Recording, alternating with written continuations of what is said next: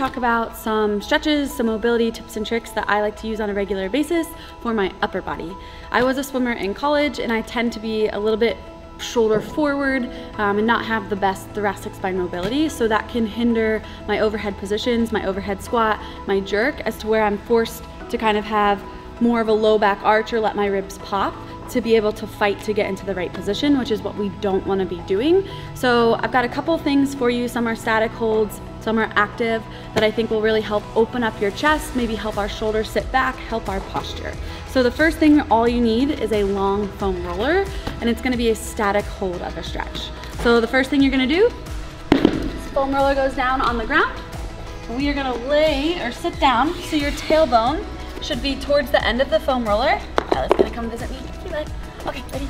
Go get it. So back. Tailbone should be end of the foam roller. From here, I'm gonna lay back. So my torso is on the foam roller.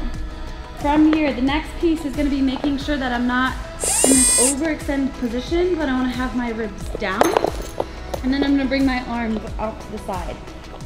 The goal is gonna be to keep your arms straight and then keep the back of your palm touching the ground.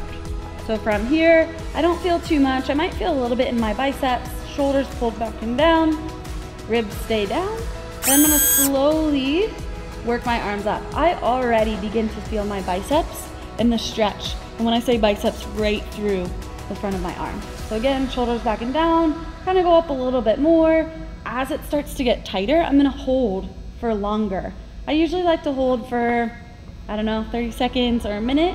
And then I'll continue trying to move up. And the goal would be to get my arms as you can see, I'm getting very sticky. The goal would be to get my arms all the way up overhead while maintaining my ribs down and the back of my palms against the floor. Really what we wanna make sure we do is we set our shoulder back and down, we have a long neck, and we continue thinking about driving our arms long to open up all of our pec, all of our bicep, things that in CrossFit maybe get overused and overworked that we don't stretch on a regular basis. I would try to lay in a position where you feel a nice good stretch for a minimum of 90 seconds to 2 minutes plus. It's okay if you start to feel like your hands are getting a little bit tingly. If that happens, call it there for the day and then continue working on this. This is a great tool to helping you open your shoulders and continue to work on your posture. All right, so for my next one that I love is you're gonna need a PVC pipe, and then I like to add a small weight to my PVC pipe and a med ball. So what's gonna happen, so you're gonna come down to the ground, so you're sitting just in front of your med ball.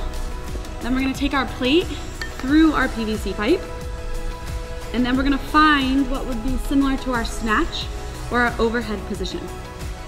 So once I have that, I'm gonna think about laying back over my mid ball to my chest, and again my ribs, I don't want to be overly arched. I want to keep my ribs down, my midsection engaged, and then together as I lower my arms back, I'm also going to be lowering my torso back, just continuing to let the weight gently pull me, letting it take me back, but I'm focusing on maintaining activation in my lats, keeping a neutral spine, and not letting my lumbar or my upper back go.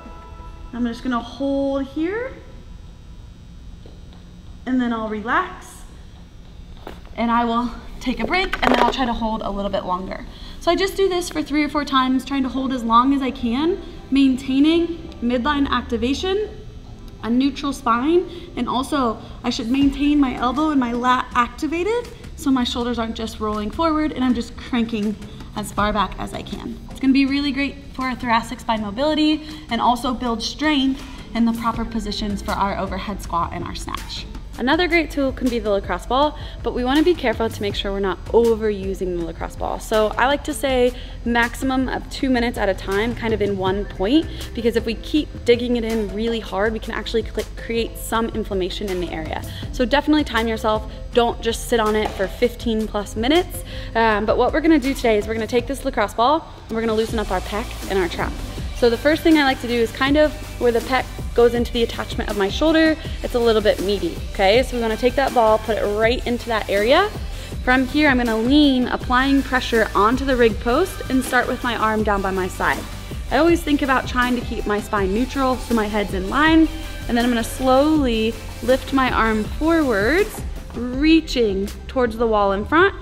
When I find a sticky spot, I'm just gonna hold there. I'm gonna keep applying pressure with the ball into the post.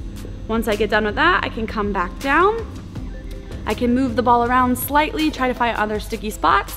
I'm gonna try to raise my arm higher this time. So leading with my thumb, just gonna try to raise my arm just a little bit higher.